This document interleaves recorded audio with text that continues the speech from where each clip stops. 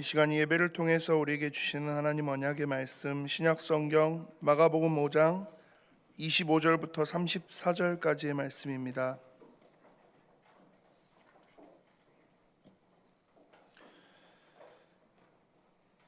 신약성경 마가복음 5장 25절부터 34절까지의 말씀 제가 봉독합니다. 12해를 혈루증으로 앓아온 한 여자가 있어 많은 의사에게 많은 괴로움을 받았고 가진 것도 다 허비하였으되 아무 효험이 없고 도리어 더 중하여졌던 차에 예수의 소문을 듣고 무리 가운데 끼어 뒤로 와서 그의 옷에 손을 대니 이는 내가 그의 옷에만 손을 대어도 구원을 받으리라 생각함이러라. 이에 그의 혈루 근원이 곧 마름에 병이 나은 줄을 몸에 깨달으니라.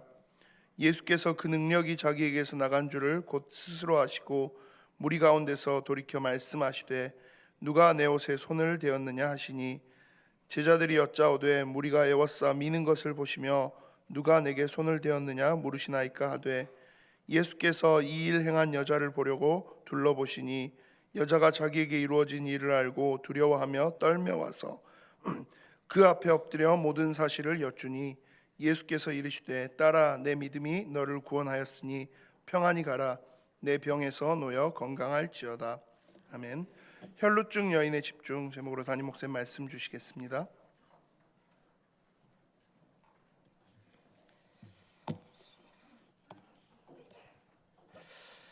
우리의 최고의 고백이죠.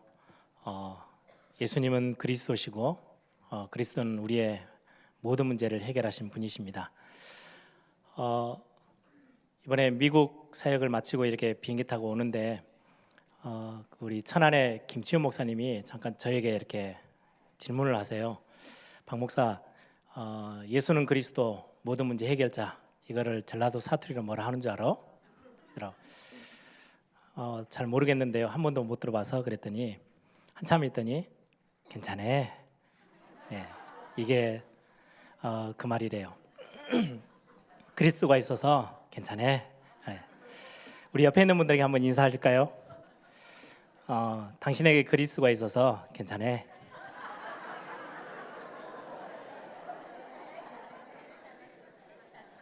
그리스도께서 당신을 위해 모든 일을 다 끝내셨습니다. 한 번 더 인사하세요.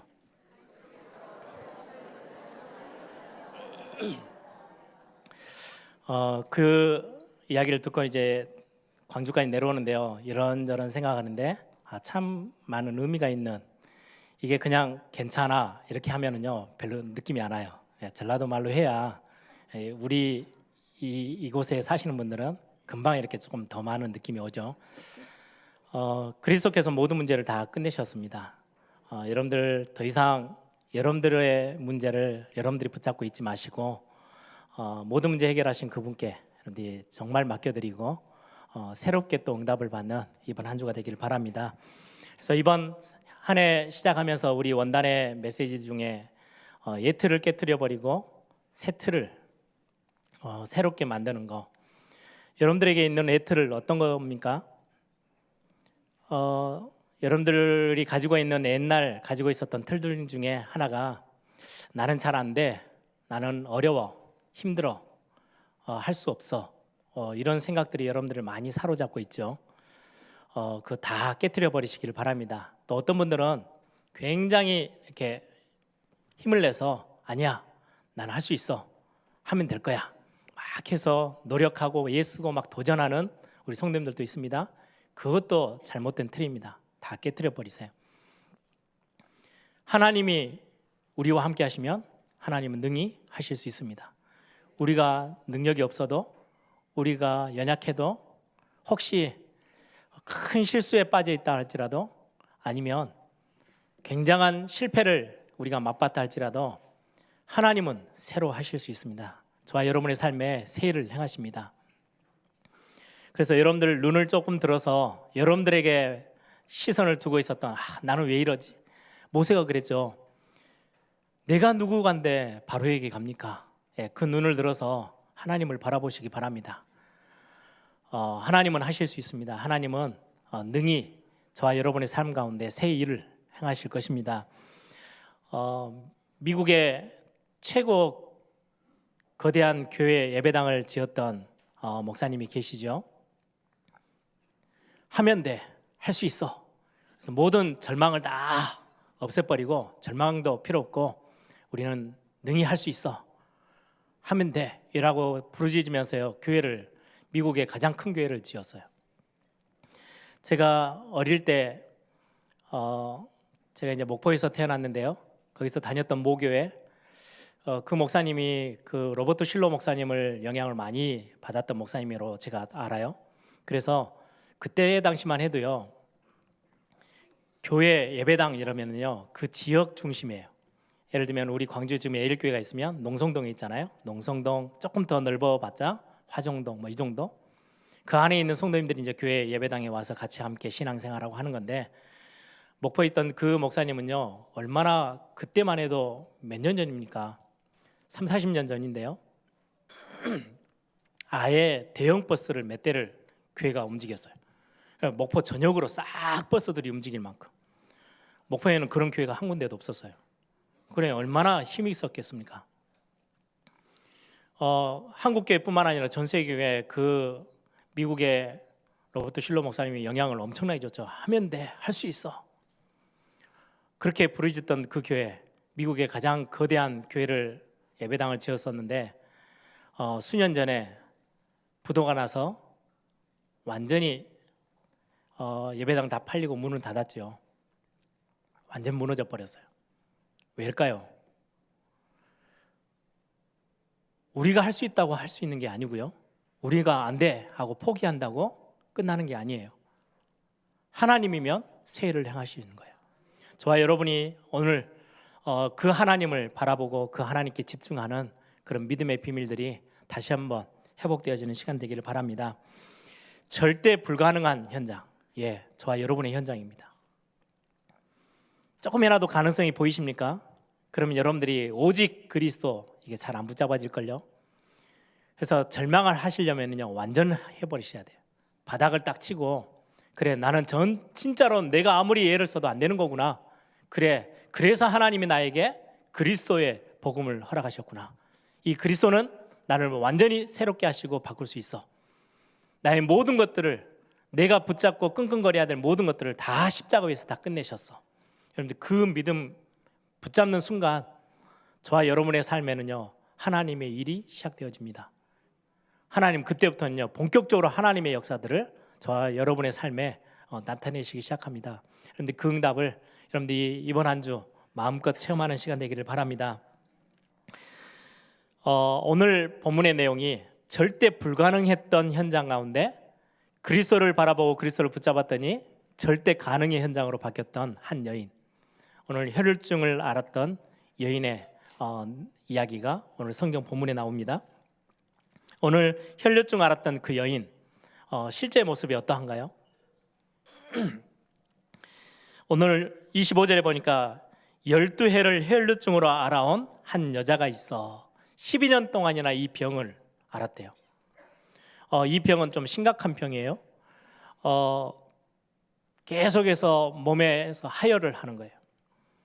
그런데요 이거는 그냥 단순히 하혈을 하고 그러면 굉장히 많이 자꾸 쓰러지기도 하고 빈혈 증세가 많았고 뭐 그러겠죠. 그것보다 훨씬 더 중대한 문제는요 레이기서에 이런 유출병, 몸에서 피가 흘러내리는 병은 부정한 거야. 그래서 부정한 사람이라고 정하셨어요. 그러다 보니까 유대인에게 이 병은요 심각한 병이에요. 사람들이 많은 공간에 얼굴을 드러내고 가다가 들키면 돌 맞아 죽어요. 왜? 부정한 자이기 때문에. 이 사람이 만지는 물건 부정해져요. 이 사람이 앉았다 일어난 그 자리 부정한 자리가 돼요. 다른 사람이 앉으면 안 돼요. 다른 사람과 함께 할 수도 없어요. 격리돼서 살아야 돼요. 여러분들 그 당시에 격리되고 완전히 폐쇄되어지고 아무 관계도 할 수 없는 관계들이 다 끊어지고요. 형제 자매들도 함께 할 수 없어요. 아무리 하나님을 사랑해도 예배하러 함께 갈 수도 없어요. 완전히 모든 삶에서 다 격리되고 다 차단돼야죠.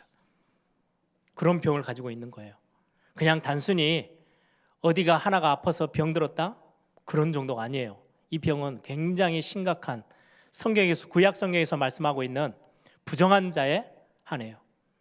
그래서 그 여인은요 모든 삶이 다 격리가 되어지고요 다 끊어져 있어요. 이런 상황에 처해 있는 이 여인이 이 병을 고쳐보려고요 오늘 본문에도 보니까 26절에 많은 의사에게 많은 괴로움을 받았고, 엄청 의사들을 찾아다녔겠죠. 영화다는 데를 이리저리 다 다녔겠죠. 그러면서 돈도 다 썼어요. 오늘 본문에 보니까 가진 것도 다 허비했고, 그런데 조금이라도 열매가 나고 조금이라도 효험이 있고 좀 병세가 좀 좋아지면 괜찮은데 아무 효험도 없고 도리어 더 중하여 뒀던 차에 더 심각해졌대요. 시간 가면 갈수록 문제가 더 풀리지 않고 해결되는 게 아니고요 더 문제가 더 커졌어요. 고통도 더 심해지고 삶의 모든 부분에 예전하고 다르게 더 많이 차단되어져서 아무하고도 소통되어지지 못하는 완전히 외딴 섬에 갇혀 있는 것처럼요 이거는 살아가는 인생이 아니에요. 사는 것도 사는 게 아닐 만큼 완전히 무너져 있는 절대 불가능한 현장 앞에 서 있는 여인이에요. 그런데 저는 이 본문을 보면서 하나님 떠나 있는 지금의 우리의 인간의 모습들 느껴졌어요. 하나님 떠나면 인간은 이 모습과 똑같아집니다. 엄청난 많은 것들을 얻은 것 같은데 답이 없어요. 어느 날 문제가 덜커덩 하나 오면은요 그 문제를 자기가 가지고 있는 돈과 자기가 가지고 있는 지식과 자기가 가지고 있는 힘으로 해결이 되어지면 좋겠는데 아니요, 그걸 풀어보려고 이리저리 막 몸부림치는데요 더 중하여져요. 더 심각해져요. 거기에 더 나중되면요 이제 영적인 부분까지 문제가 와서 영적인 심각한 문제에 잡히게 돼 있어요. 아니 아무것도 없어서 문제에 빠지면은요 그러려니 하겠는데요 엄청나게 많은 걸 가졌어요. 대단한 걸 소유했어요. 근데 그거 가지고 막을 길이 없어요. 예전에 제가 새가족들 만나면 항상 드리는 말씀이죠. 영국의 유명한 축구 선수 드리블의 황제라고 말할 만큼요 공을 거의 발에 붙이고 다닐 만큼 그 세계적인 수비수들이 막아내는데도요 그걸 다 뚫고 가요. 얼마나 공을 잘 드리블을 잘하는지요. 근데 자기 인생은 그렇게 몰고 가지를 못해요. 자기가 가고 싶은 대로 가고 이리 갔다가 저리 갔다가 장애물이 있으면 착 피하고 걸림돌이 있으면 딱 넘어서고, 아니요 그 드리블의 황제라고 했던 그 사람의 인생 완전히 다 무너졌어요. 자기 인생은 그렇게 쉽게 조절이 되는 게 아니에요. 유명한 골프 선수 마찬가지죠. 조그만한 공 하나를요 온도, 날씨, 습도 다 맞춰서 거리 다 조정해가지고 자기가 보내고 싶은 대로 다 쳐서 보내요. 그래서 수백억을 벌었어요. 근데 자기 인생은 그렇게 보낼 수가 없어요. 보내고 싶은 대로 보내고 멈추고 싶으면 멈추고 문제 오면 피하고, 아니요 그게 안 되는 게 인생이에요. 하나님 떠나 있는 인생은 어느 날 문제 닥치면 그냥 그 자리에 무너지게 돼 있어요. 그래서 하나님 떠나 있는 사람들의 모습, 고통이 계속해서 되어지고요 아무리 몸부림치는데 답은 없고요 결국 인간의 딱 한계점에 딱 부딪혀 서는 거죠. 사람의 힘으로는 해결할 수 없고 의지할 곳을 찾아서 계속 헤매지만 그거는 단순한 방황일 뿐이고요. 그래서 종교도 가져보고 노력도 하고 예를 씁니다.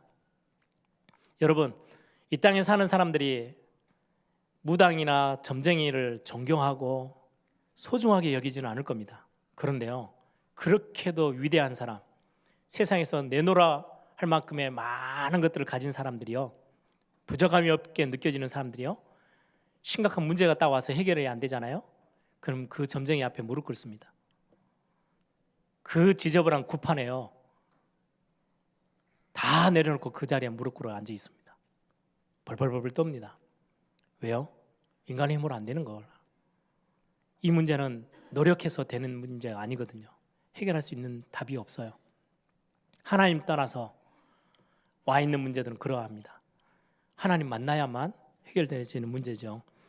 오늘 혈루증 앓았던 이 여인처럼 심각한, 더 해결하려고 부딪히면 부딪힐수록 시간 가면 갈수록 더 심각해지고 더 힘들어지는 문제, 이때 오늘 완전히 하나의 전환점이 찾아와요.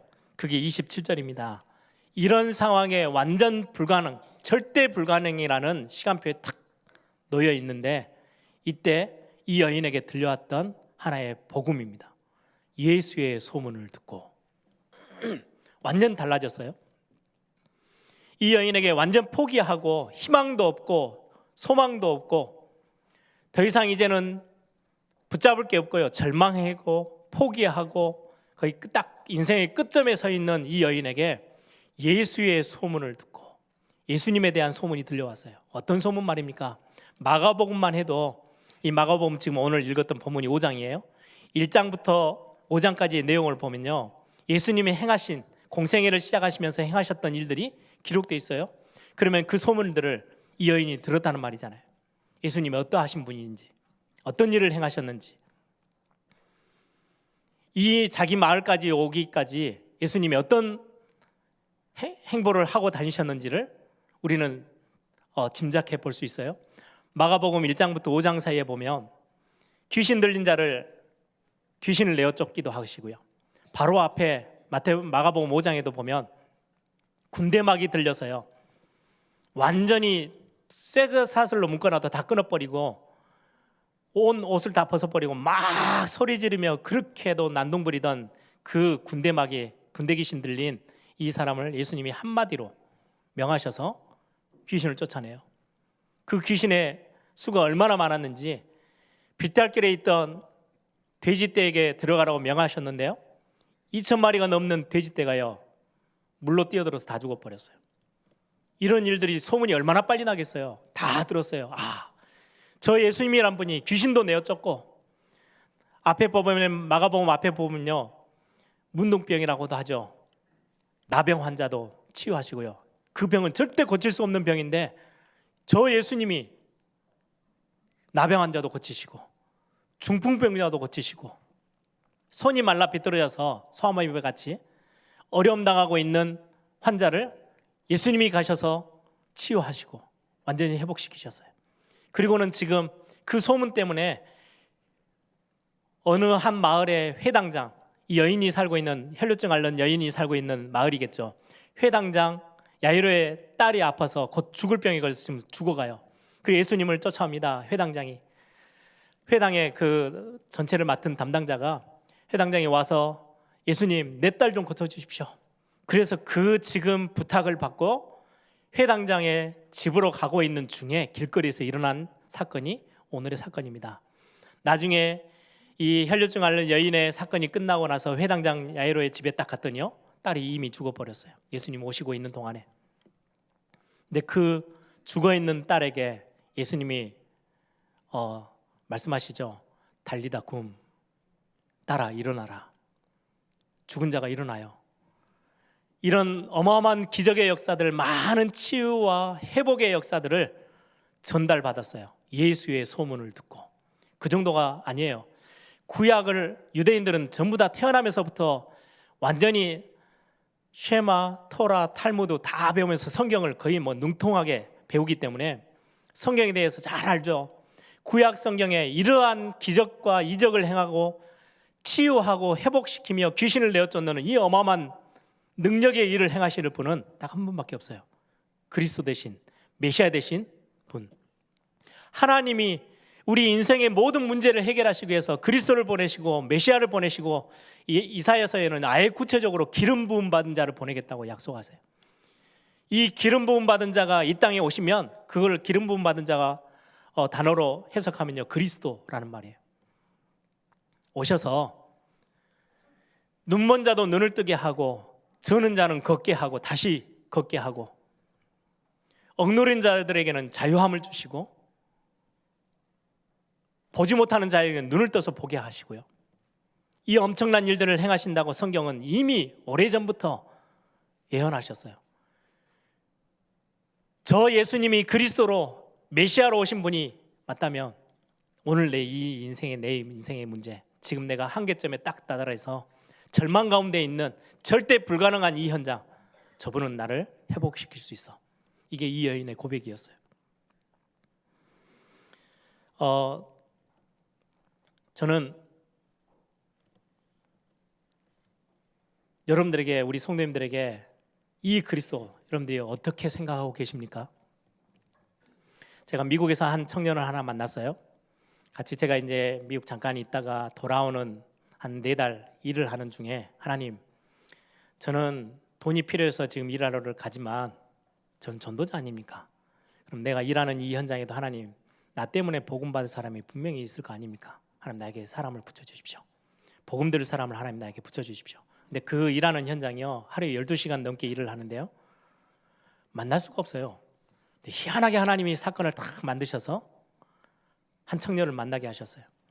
한 번은 사장이 저에게 와서, 이제 저는 일 그만둘 시간이 얼마 안 남았는데, 이제 새로 들어온 청년이에요. 이제 21, 23살.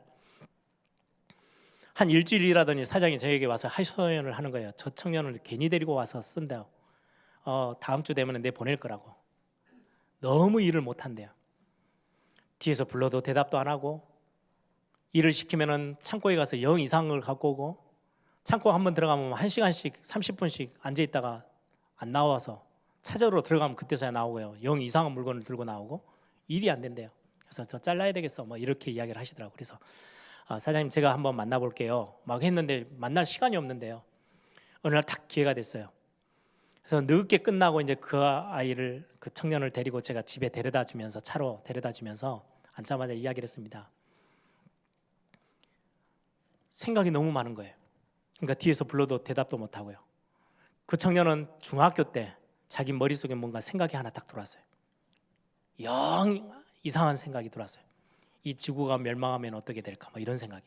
정말 쓸데없는 허황된 망상 같은. 근데 그거 하나가, 조그만 게 하나 들어왔는데요, 온 이 학생의, 이 청년의 삶을 다 사로잡았어요. 어느 날은 그런 생각들에 깊이 빠져 있으면은요, 집도 지나쳐서 1시간씩 더 가버린대요. 집을 못 찾아 들어가요. 그러니 일하는데 당연히 일이 안 되죠. 그래서 제가 그 청년에 그랬어요. 내가 점쟁이는 아니지만 내가 잠깐 한 5분 너의 인생을 한번 읊어볼게. 내가 너의 미래를 한번 이야기를 해줄게. 너 중학교 때 공부 잘 못했지? 왜 못했대요? 그럴 수밖에. 이 생각이 잡혀있는데 칠판에 선생님이 아무리 대단하게 설명을 해도 이해가 되겠어? 안 될 거야. 그래서 고등학교도 가서도 너 겨우 졸업하고 겨우 고등학교 끝냈지. 그랬대요. 교회에서 중고등부 회장도 하고 교회에서 찬양인도도 하던 친구예요. 그냥 교회만 다녔겠죠. 나중에 이제 대학은 못 가고 미국으로 이민이 왔어요. 가족이 이 친구 때문에 미국으로, 이제 한국에서는 더 이상 희망이 없으니까 미국에 와서 이제 돈을 벌기 위해서 가게에 나가서 이런 일 저런 일 시작하는데요, 한 달을 넘지를 못해요. 다 잘려요. 그릇 가게에 가서 그릇 계속 깨고 있죠. 일을 전혀 못하니까, 너 지금 주인이 이번 주 다음 주 되면은 너 또 자른단다. 너 인생을 한번 볼게. 앞으로 이런 식으로 계속 한 달도 안 되어지는, 계속 직장으로 옮겨 다녀. 언제까지? 그러다 나이 먹어 결혼을 해. 결혼도 할 수 있을지 모르겠지만 한다 치더라도 너가 가정에 제대로 남편의 일을 아니면 아버지의 역할을 할 수 있겠니? 할 수 없어. 그러다 시간 가면 나이 먹고 늙어서 심각하게 너에게는 정말 인생의 실패의 인생으로 끝나게 될 거야. 근데 너가 그 생각을 네가 시작한 게 아니잖아. 예, 아니래요. 갑자기 들어왔대요. 그래, 그걸 누가 준지 알아? 성경이 이야기하고 있어. 눈에 보이지 않는 사단이 네 인생을 완전히 도둑질하고 네 인생을 완전히 빼앗아서 자기의 종으로, 자기의 노예로 만들기 위해서 네게 그 생각을 집어넣은 거야. 허락도 없이.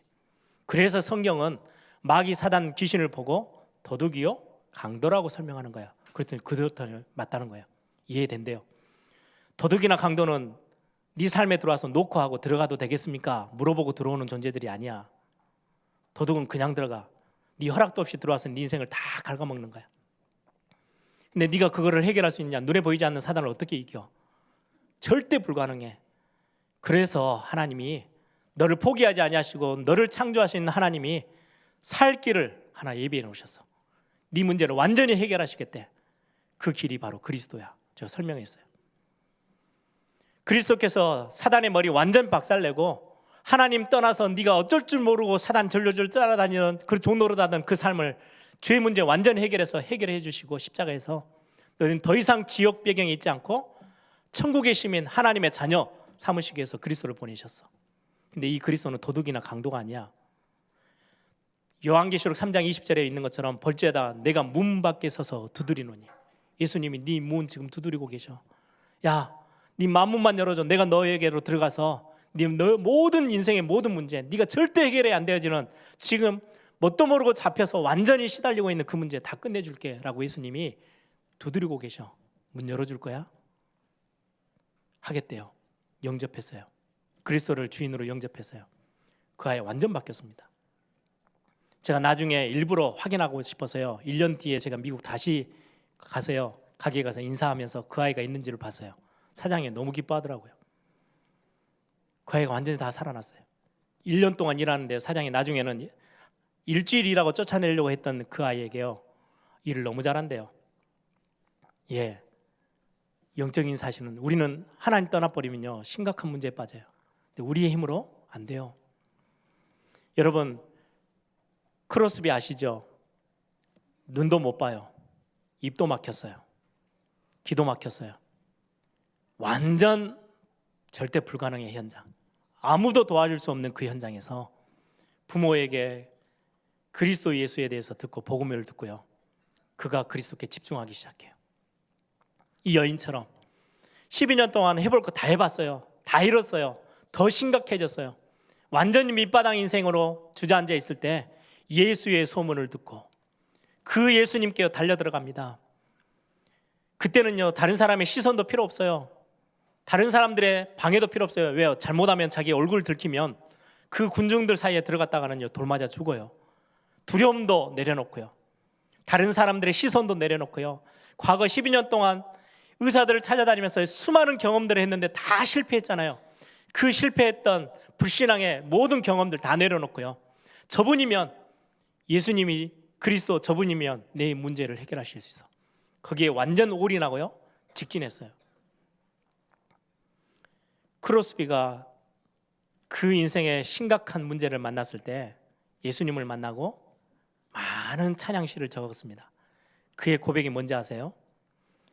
우리 예수를 나의 구주 삼고, 이 찬양의 가사에 보면요, 오직 구속한 주만, 나를 구속하신 주님만 봅니다. 예, 그걸 보고 집중이라고 합니다. 이 시대 100년이 지나면서도요 수많은 복음 가진 하나님의 자녀들을 마음으로 움직이는 찬양시, 예, 크로스비가 지었어요.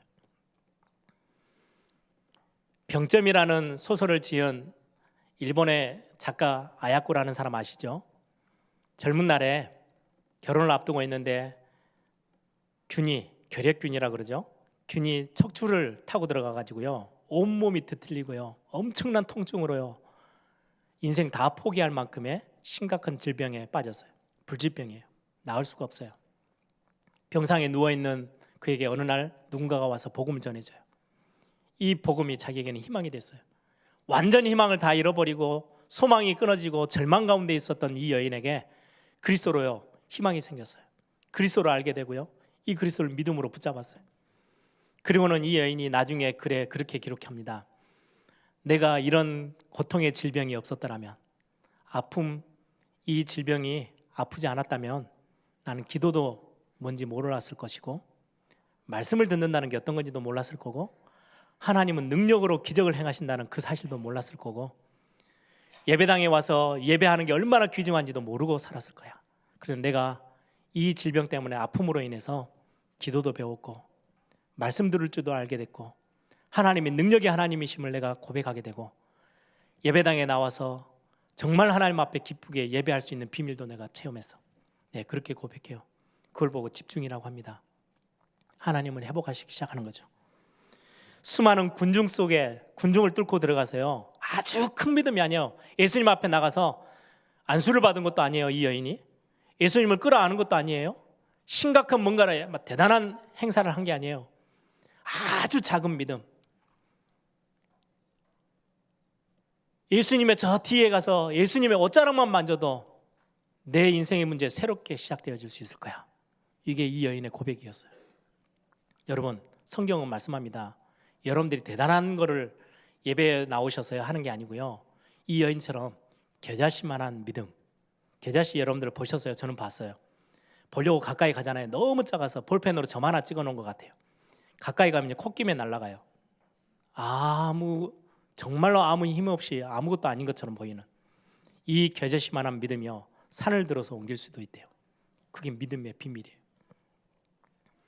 정말 그리스도가 내 인생의 절망 가운데 있는 희망도 소망도 다 끊어진 내 삶 가운데 저 그리스도는 내 인생의 문제를 해결하실 수 있어 라는 믿음, 겨자씨만한 믿음만 있어도요, 여러분 인생 완전 하나님은 새롭게 시작하십니다. 큰 뭔가의 대단한 목사님이 인정하고 주변에 있는 성도들이 다 인정할 만한 어마어마한 큰 믿음이 필요한 게 아니고요, 이 여인처럼 아주 작은 믿음 하나. 여러분들 오늘 예배하러 오실 때 어떻게 오셨어요? 저는 제가 대학생 때죠, 이 메시지를 들었어요. 그리고 바디메오 메시지를 들으면서요, 제가 하나님 앞에 딱 결단한 게 있어요. 제가 중고등학교 때 이 예일교회 모교에서 신앙생활 할 때는요, 잘 몰랐어요. 예배가 뭔지 잘 모르고요, 그냥 아버님이 목사님이시니까 예배 참석하고 그냥 뒷좌석에 가면은 야단 맞으니까 앞좌석에 앉아 있고 그냥 그런 수준. 같이 막 기도하자 그러면 같이 기도하고요, 그게 뭔지 잘 모르면서.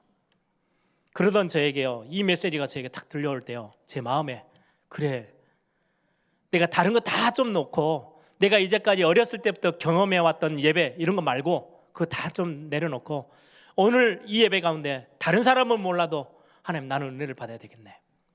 내가 하나님께 진짜 나에게 힘주시고 나의 인생을 책임지실 수 있는 그분께 내가 좀 집중해야 되겠다.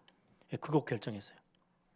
대단한 걸 결정한 게 아니에요. 내가 이걸 가지고 대단한 하나님의 사역을 감당하겠습니다, 교회를 막 세우고 2개, 3개, 4개씩 세우고, 아니요, 그런 결정한 적이 없어요.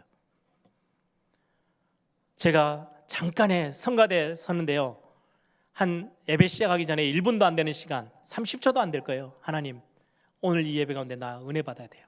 혈루증 앓는 여인처럼 주변에 거 걸림돌, 내가 봐야 되고 눈치 봐야 되고 내가 생각해야 되고 내 마음에 이런저런 많은 복잡한 생각들을 좀 다 내려놓고, 하나님, 나는 하나님 내게 은혜 주시는 그 하나님 앞에 내가 좀 집중할게요. 그 교회가 저희 교회 사이즈 정도 돼요. 하나님, 이 모든 성도들이 다 오늘 은혜를 못 받고 돌아간다 할지라도 나는 은혜를 받아야 되겠어요. 하나님, 나는 이 은혜를 놓치지 않았으면 좋겠어요. 중고등학교 때 너무 은혜 받을 수 있는 자리에 있었는데 하나님 다 놓치고 살았잖아요. 너무 아까워요. 하나님, 나 오늘 은혜 주세요. 혹시 목사님이 영 딴소리를 하더라도 성경을 읽을 거 아닙니까? 본문 읽다가도 하나님, 성경 읽다가도 제가 은혜를 받아야 되겠습니다. 이 고백을요, 매주 했어요. 저에게 있어서 굉장한 집중이었어요. 이 여인처럼 오늘날 이 여인의 행동을 보면서요, 제가 하나 결정했거든요. 바디메오 오늘 3부 예배 때 메시지 같이 나눌 건데요, 누가 뭐라 하든 저분이 내 인생의 문제를 진짜 해결하실 수 있는 분이야. 다윗의 자손 예수여, 나를 불쌍히 여기소서, 나를 긍휼히 여기소서. 소리칩니다. 야, 좀 거지고 눈을 못 보는 소경이다 보니까요, 조용해, 떠들지 마. 온데간데 없어요. 집중이라는 건 그런 겁니다. 여러분들 오늘 예배하러 나오시는데 여러분들의 생각을 잡고 있는 여러 가지 복잡한 것들 무엇입니까? 좀 내려놓으세요.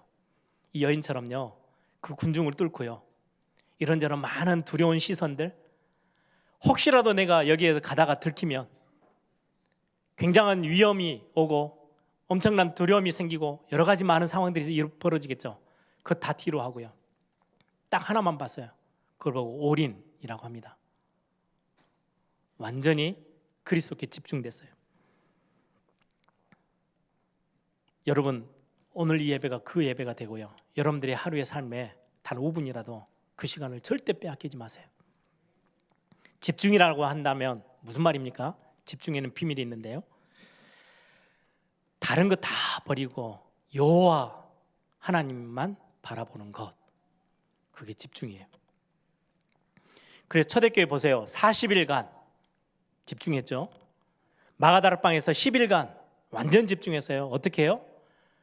전혀 기도에 힘쓰니라. 모여서 초대교회가 예배할 때마다 오로지 말씀 듣고 사도의 가르침을 받아서 오로지 기도에 힘썼대요. 예, 그 연약해서 숨어 들어왔던 초대교회 성도들 통해서요, 나중에 로마 그 어마어마한 최고의 강대국 로마가요, 복음 앞에 무릎 꿇었습니다.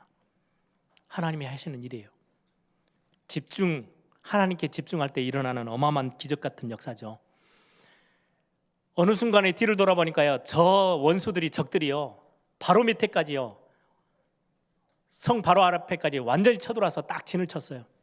꼼짝을 못하게 됐어요. 죽게 생긴 거예요. 이 방법 저 방법은 막 애굽에게 요청을 해볼까, 저 위에 있는 바벨론에게 요청을 해볼까 막 몸부림치다가요, 어느 날 성전에 올라가서 하나님 앞에 고백합니다. 그 상황을 그대로 나열하면서요, 여호사밧 왕입니다. 나는 하나님 능력도 없습니다. 어찌할 바도 모르겠습니다. 나는 방법도 모르고 나는 이 문제를 해결할 수 있는 능력도 없고, 그래서 나는 오직 주만 바라봅니다. 그게 집중입니다. 여러분들에게 문제가 와 있는 거는요, 집중할 수 있는 하나님의 절호의 하나님의 기회를 주신 겁니다. 내가 내 삶이 너무너무 많은 것들이 막 가질 것도 많고 질 것도 많고 할 것도 많고 갈급한 것도 없고 간절함도 없고, 어떻게 보면 그게요 심각한 문제일 수 있어요. 조금이라도 갈등이 생겼습니까? 어려움이 왔습니까? 완전 하나님께 올인 할 수 있는, 집중할 수 있는 최고의 기회이기도 합니다. 히스기야에게 죽을 병이 딱 왔어요. 선언을 받았어요. 시한부 인생으로 얼마 살지 못한대요. 이때 히스기야가 앞뒤 사정 가릴 거 없잖아요. 시한부 인생 딱 앞에 이제 끝이 놓여 있는데요, 벽을 향하고요, 하나님 앞에 완전 집중합니다. 하나님 그 생명을 연장하셨어요. 그게 집중의 어마어마한 비밀입니다. 다른 거 다 내려놓고 오직 여호와께 집중하는 거. 이 혈루증 여인처럼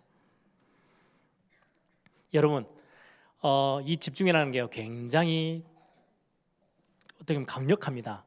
이거를 가지고요 3단체나 지금 종교단체들이요 다 활용하고 있어요. 교회만 이걸 다 놓치고 있어요. 3단체 종교단체에서 뭐 하고 있는지 아세요? 제가 95년도인가요? 제가 인도에 단기 선교를 갔어요. 단기 선교 가서 이제 여러 사원들, 힌두교 사원들을 돌아다니는데요, 사원 제일 1층에 밑에 조그만한 구멍, 딱 사람이 딱 들어가면요 앞뒤 머리에서부터 발 딱 닿고요, 위로 일어나지도 못해 딱 누워 있어야 돼요. 조그만하면 꼭 관처럼 생기는 그런 어떤 공간이에요. 들어가면 전기불도 없어요. 문 딱 닫으면 깜깜해요. 거기에 수십 명씩이 한 사람씩 다 들어가 있더라고요. 그리고 겨우 한번 하루에 한 두세 번씩 나와서 공기 쐬고 다시 또 들어가요. 뭐 하느냐? 집중하는 거예요. 다 생각 다 내려놓고 뭐예요? 뭘 끄집어내라고요? 잠재의 능력, 내 안에 저 깊이 들어가 있는 내 능력, 그거에 집중해서 해요. 그걸 끌어올리는 거예요. 여러분, 인간의 능력이 얼마나 대단한지 아시죠? 저는 자주 비행기를 타고 다니잖아요. 비행기가 얼마나 쇳덩어리가 큽니까? 거기에 300명씩 들어가요. 거기에 짐 다 실어요. 엄청난 큰 짐들 다 실어요. 그게 하늘을 날아서요, 날아가지고 열 몇 시간씩 돌아다녀요. 저는 너무 신기해요. 또 하나 신기한 거는요, 배예요. 배. 제가 부산에서 학교를 다녔잖아요. 저 먼 바다에 보면요 유조선 같은 거 있어요. 기름 잔뜩 실어가 막 쎄요. 막 아니면 큰 트레일러 같은 걸요 수백 개를 싣고요 물 위에 떠 있어요. 저는 너무 신기하더라고요. 어떻게 저게 깔아지지 않지? 비행기가 어떻게 하늘을 날아서 가지? 그건 누가 다 만든지 아세요? 인간들이 만들었어요. 얼마나 뛰어난 능력이 있는지요. 이게 얼마 전에 저희 형님하고 이렇게, 저희 형님이 손가락을 다쳤잖아요. 그랬더니 형님이 그런 이야기를 하더라고요. 이 엄지하고 검지가 이렇게 두 개가 딱 달라붙어서 물건을 이렇게 집을 수 있는 능력, 인간밖에 없대요. 이것 때문에 모든 문명이 다 발전했대요. 그 뛰어난 짐승들은요 이게 안 된대요. 그래서 물건을 만져서 이렇게 조작하고 뭔가를 제조하고 만들 수 있는 능력이 전혀 없대요. 하나님이 인간에게만 주신 능력. 이것 때문에 모든 문명과 모든 기술들이 다 발전했다. 그래서 손가락에 신경의 거의, 우리 인간의 신경의 거의 대부분이 손 안에 다 있대요. 그래서 손을 다치는 건 되게 위험한 일이래요. 그런 이야기를 쭉 주고받았는데요, 하나님이 인간에게 주신 능력이 대단해요. 근데 그거를요 저 내재되어 있는 것들 다 끌어올리는 거 집중해다 써요. 그것 때문에 명상운동하고요, 요가도 하고요, 다 해요. 근데 결국 뭔지 아세요? 잠재되어 있는 저 밑에 있는 내 거, 거기에 집중해서 끌어내는 거예요. 뭐예요? 나에게 집중하는 거예요. 창세기 3장에 집중하는 거예요. 하나님께 집중하는 게 아니고 저 밑에 얼마나 좋은 이야기입니까? 내가 그걸 잊어버리고 놓치고 살고 있는 너희 속에 있는 네 저 무의식 속에, 잠재 속에 있는 네 능력을 그걸 다 집중해서 끌어올려. 그러면 어떻게 되는 줄 아세요? 대단한 능력은 나타나서 세계를 움직일 수 있을지 몰라도 영적 문제가 심각해집니다. 인간만이 하나님을 믿도록, 하나님을 예배하도록 창조되어졌어요. 아무리 뛰어나고요, 여러분들이 너무 이뻐서 막 너무 귀여우면 너무 많은 사랑을 주고 있는 개, 고양이, 예배당에 와서 예배하는 법은 절대 없습니다. 왜요? 하나님이 그렇게 창조하지 않으셨어요. 우리 인간만이 하나님을 믿고 하나님을 섬기고 하나님께 예배하도록 하나님 창조하셨거든요. 이게 깨어지면은요, 심각한 영적 문제 와요. 나에게 집중하면 집중할수록 더 심각한, 이제는 완전히 걷잡을 수 없을 만큼의 영적 문제들이 심각하게 찾아와요. 그래서 다른 걸 다 버리고 하나님께 집중하라고. 두 번째, 집중의 비밀 중에 하나가 뭐냐니까요, 각인뿌리 체질을 바꿀 수 있는 유일한 길이에요. 여러분들 어릴 때 각인된 거, 많은 심리 상담하고 많은 사람들에게 이렇게 어려움을 이렇게 도와주는 상담자들이 하는 이야기들입니다. 태어나서 1년 안에 그때 엄마 아빠하고 관계 속에서 들어간 많은 역동들이요, 그게 상처로 들어가든 굉장히 에너지 있게 들어가든 그것 때문에 평생을 그거 가지고 산대요. 내가 느끼지도 못하는 저 잠재의식, 무의식 속에 박혀있는 각인이에요. 그것 때문에 심각한 문제도 일어나요. 어느 날 나이가 50, 60이 됐는데요, 덜커덕 그 문제 딱 얻어 걸리면요, 인생 큰 사고를 쳐요. 아니 왜 저 사람이 저래? 예전에 내 안에 저 밑에 들어가 있는, 무의식 속에 들어가 있는 그런 문제들이요, 들어 나오면 심각해지는, 그게 각인이에요. 이 각인은 정말 무섭습니다. 상처가 각인되어지면 엄청난 쓴뿌리가 내리죠. 그래서 결국 그게 인생의 발목을 딱 잡아요. 뿐만 아니라 어떤 중요한 무슨 사건이 생긴다든지 중요한 충격을 받는다든지 사고가 난다든지 그 몸이 다 기억을 해요. 그게 각인돼요. 제가 대학 2학년 때 저희 이제 전도하는 단체가 같이 이렇게 사역을 하고 오는 길에 빗길에 뒤에서 술 한잔을 하시고 운전하던 큰 대형버스 운전사가요, 저희 차를 받아버렸어요. 그래서 27명이 저희들이 타고 있었는데요, 싹 다 병원에 다 실려갔어요.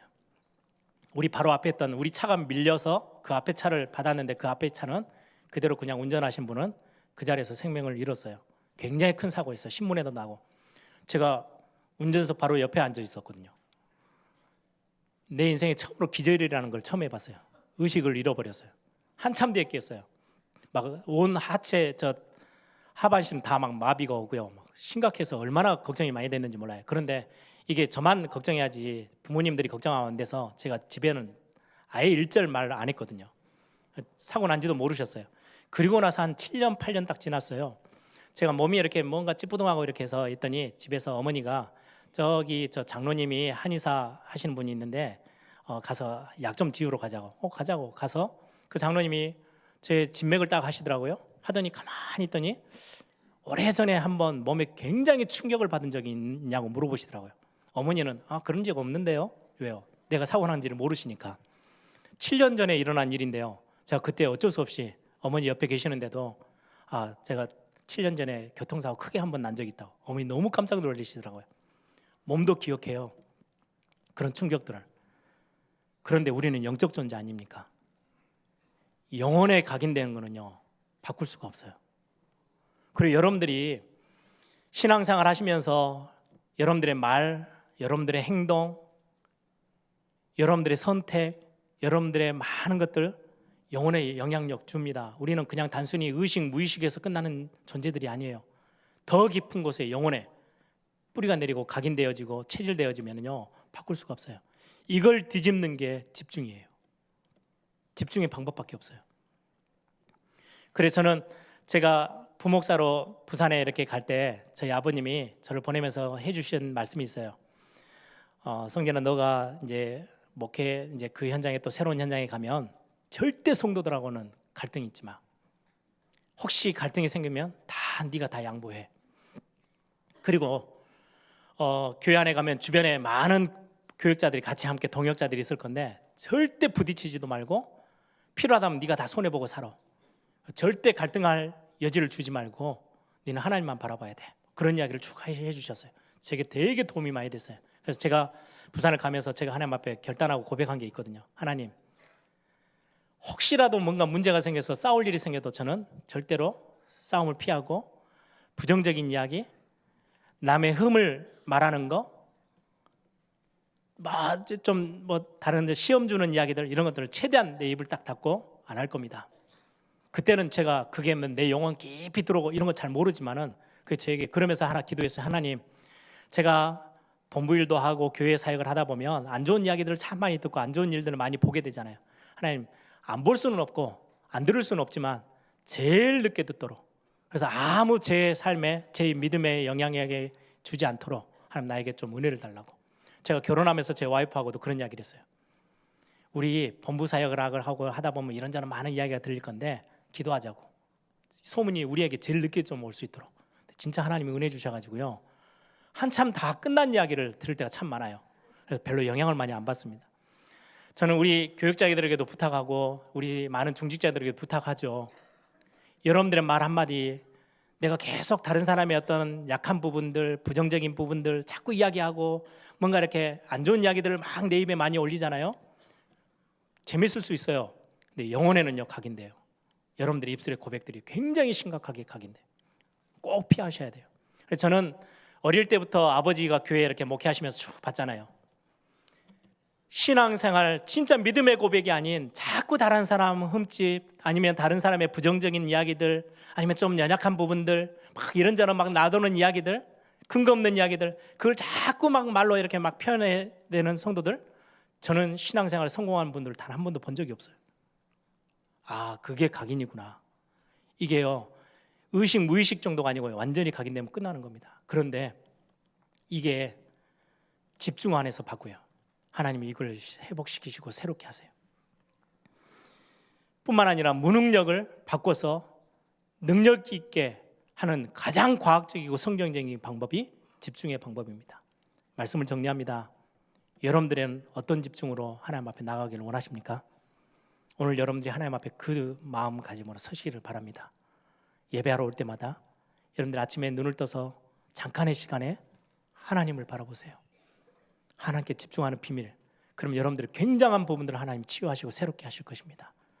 제가 잠깐의 이 혈류증 앓는 여인의 메시지를 제가 대학생 때 들으면서요, 아, 내가 하나님께 집중하는 축복을 내가 누려봐야 되겠다. 이거 잠깐 고백했는데 그 작은 믿음 하나가 혈류증 앓는 여인이 완전히 인생이 새롭게 시작됐던 것처럼 하나님 제 인생을 새롭게 시작하셨어요. 오늘 저와 여러분에게 이 응답이 넘치는 이번 한 주가 되기를 소망합니다. 함께 기도합니다. 여러분들의 믿음의 고백, 찬양의 고백, 말씀을 읽고 말씀을 전달하는 전도자의 삶, 굉장한 일이 일어날 겁니다. 이건 영혼에 각인되거든요. 사람을 살리는 말, 하나님께 집중하면 혹시라도 내게 잘못 각인된 것들, 하나님은 능하게 나를 완전히 바꾸셔서 새롭게 하시는 비밀이 하나님께 집중하는 그 집중의 비밀 속에 있습니다. 완전히 밑바닥이어도 상관없습니다. 절대 불가능이어도 괜찮습니다. 하나님은 새롭게 하시고 절대 가능케 하십니다. 오늘 그 하나님을 바라보며 우리 믿음의 고백들을 하나님 앞에 드리겠습니다. 기도합니다. 주님 감사합니다.